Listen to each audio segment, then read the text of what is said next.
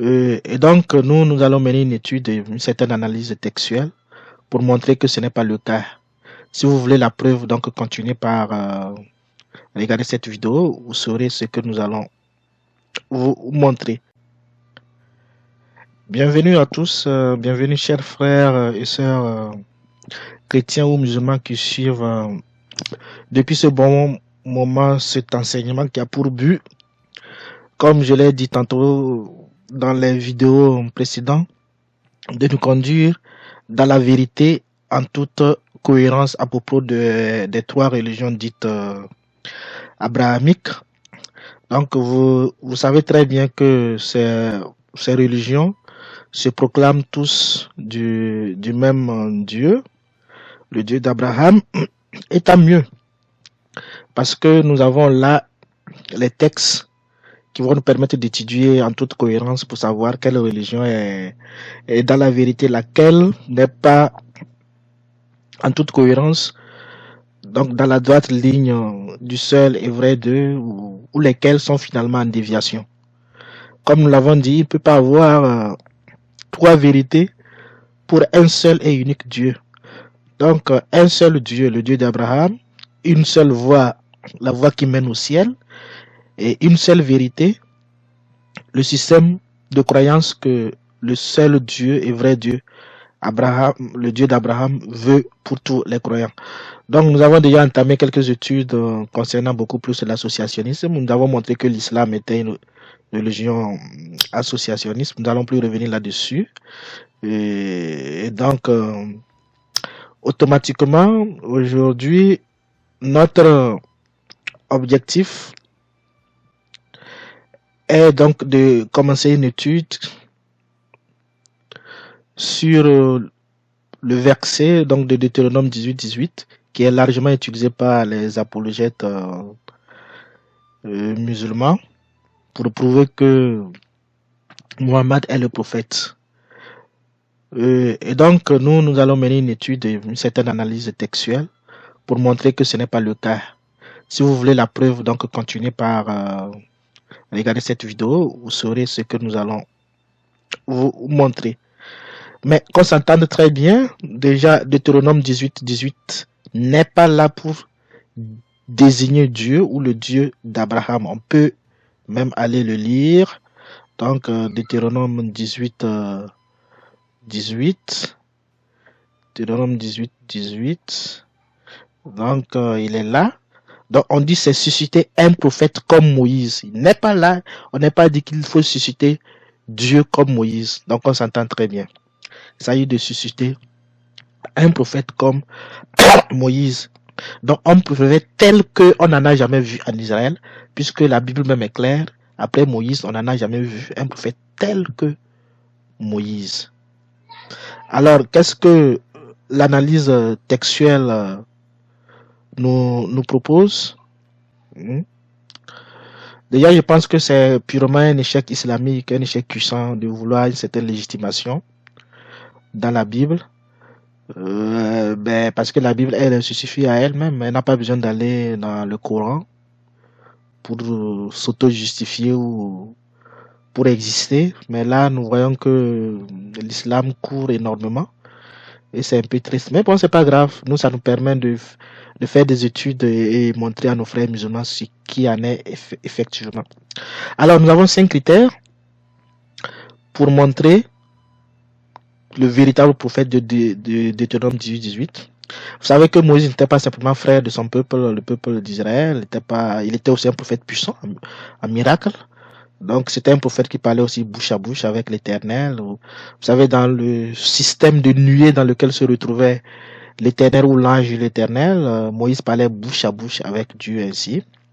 Et il parlait aussi face à face avec Dieu. C'est ce que la Bible dit dans Exode aussi. Donc, il parlait face à face avec lui dans cette nuée. Et aussi, comme 5e critère, la nature du prophétisme même de Moïse. Cette nature peut être retrouvée dans Ésaïe 61, verset 1. Et on peut le lire pour voir ce que ça n'est exactement. Donc, Ésaïe 61, verset 1, voilà, on dit, l'Esprit du Seigneur, l'Éternel, est sur moi. Vous voyez déjà, on voit que le prophétisme est basé, le mécanisme du prophétisme est basé sur le fait que l'Esprit du Seigneur doit être sur le prophète. Et ici, il est dit, l'Esprit du Seigneur est l'Éternel lui-même, c'est Dieu lui-même. Ce n'est pas un ange, comme on va voir bientôt pour l'islam. C'est Dieu lui-même qui est sur le prophète et fait parler au prophète. Ça, c'est la nature même du prophétisme biblique. Alors, nous, dans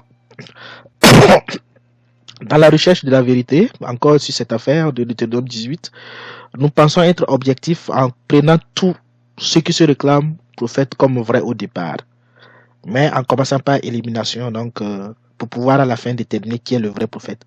Donc, supposons que Jésus, Mohammed et Isaïe sont tous des prophètes. C'est un critère objectif. Nous allons essayer d'appliquer les 5 critères dont je venais de mentionner. Donc, si Mohammed est frère de Moïse, il a donc un point, acceptons-le comme ça. Mais par prophète puissant, nous ne pouvons pas retenir Mohammed. Vous savez très bien, il n'a rien fait de miraculeux. Dans le Coran, il n'a pratiquement rien fait. Donc, on va lui soustraire moins 1. Et par prophète qui parlait bouche à bouche, il n'en a pas, Mohammed n'a jamais parlé. Bouche à bouche avec l'Éternel. Son prophétisme serait issu d'un certain angélisme, donc un prophétisme angélique. Donc c'est une déviation complète, il faut le faire moins 1. Mohammed n'a jamais vu la face de Dieu, même Ésaïe. Le prophète Ésaïe en a vu, vous pouvez aller lire Ésaïe 6.2. Voilà. Le prophète Ésaïe montre que, voilà, au début du règne, je pense, de Osias, il dit qu'il vit Dieu assis dans son trône, dans les cieux. Mohammed n'a jamais fait cette expérience, donc moins 1. Et Mohammed, lui, il aurait profité, comme je viens de dire, par un ange, ce qui n'est pas du tout biblique. Nous venons de voir Ésaïe 61.1. C'est l'Esprit de l'Éternel, l'Éternel lui-même, qui parle au travers du prophète humain. Voilà. Donc, en conclusion, si on applique ces 5 critères, voyez-vous, Mohammed manque 4.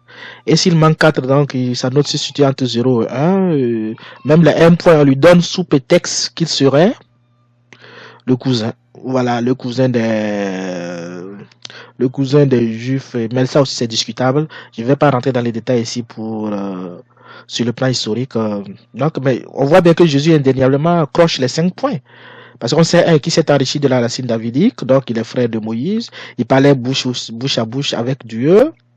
Voilà, donc ici, si vous en voulez la preuve, on pourra lire après tout Isaïe 1, 18. Bon, je dis Isaïe, non, plutôt Jean 1, 18, où on dit que, voilà, donc personne n'a jamais vu Dieu, c'est-à-dire le Père, et seul Jésus, bon, seul le Fils qui est dans le sein. Donc, il y aura d'autres études pour parler à propos du sein paternel. Donc, seul le Fils qui est dans le sein révèle le Père. Donc, le Fils est face à face avec Dieu. Absolument. Et il parle bouche à bouche avec Dieu. Et révèle quoi? Le Père. Absolument. Le Père Dieu. Donc, on sait aussi que Jésus était riche en miracles. Ça, ce n'est plus à démontrer. Ce prophète témoin que nous avons pris ici pour montrer, pour désigner le véritable prophète de Deutéronome 18, le prophète Ésaïe, comme tout autre prophète, par exemple, aurait 3 points. Donc, je venais de mentionner, on sait qu'il est frère de Moïse. Ésaïe, on sait qu'il a vu Dieu face à face. Dis bien, Ésaïe, vous pouvez aller lire. Donc, pour ceux qui veulent plus de Ésaïe 6.2, vous pouvez aller le lire, vous allez voir ça là-bas, ce que j'ai dit.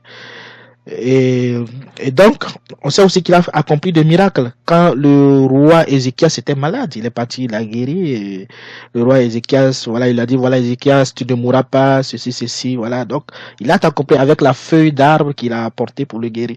Donc, dans un classement beaucoup plus général, Jésus aurait 5 sur 5 points.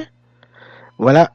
Et Isaïe aurait 3 sur 5, tandis que Mohammed aurait 0, 0 et 1. Donc, vous voyez que les 5 critères appliqués sur les 3 personnages Seigneur Jésus, voilà, le Seigneur Jésus sort tout naturellement comme le prophète de Deutéronome 18.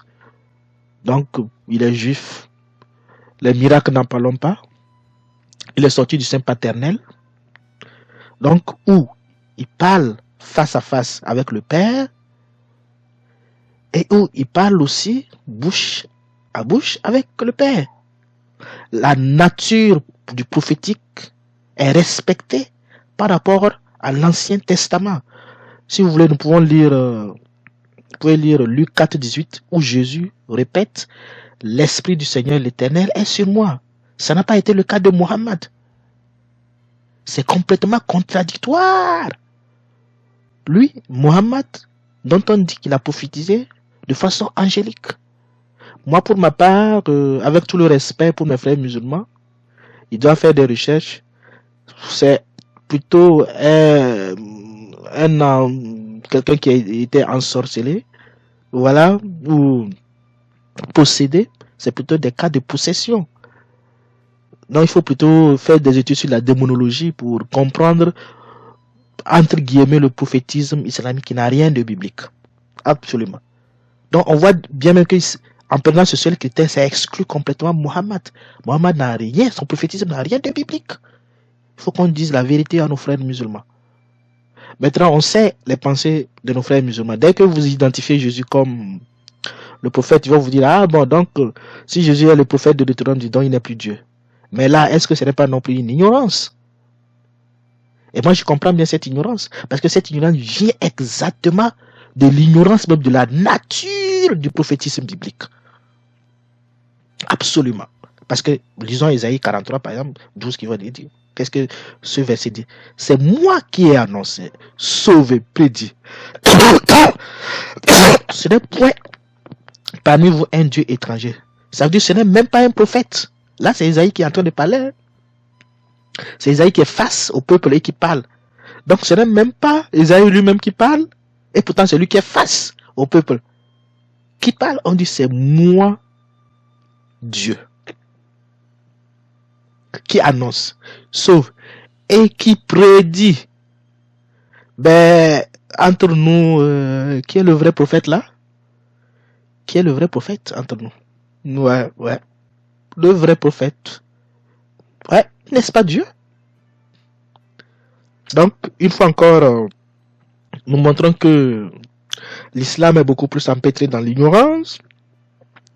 L'islam a beaucoup plus emprunté le système de fonctionnement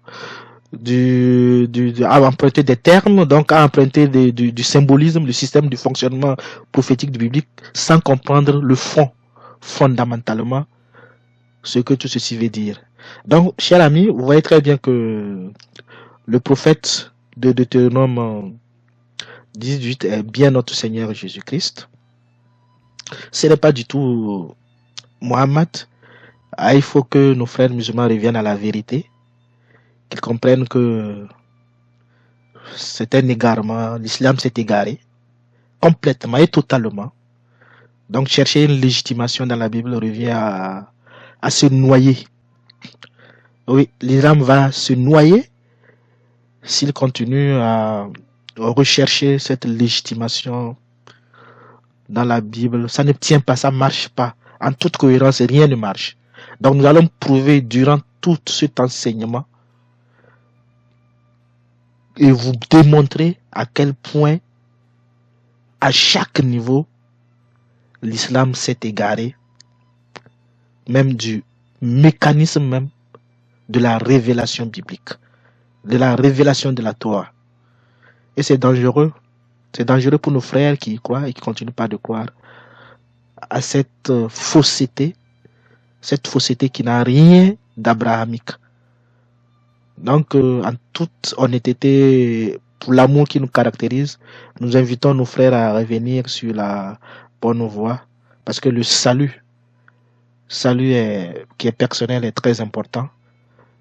C'est une question d'éternité. Soit vous serez dans le feu éternel, soit vous serez dans la vie éternelle. Et nous voulons que nos frères et sœurs musulmans aient la vie éternelle dans le Seigneur Jésus-Christ. Merci donc à tous pour avoir suivi encore cette vidéo sur le Deutéronome 18-18. Jésus est le prophète.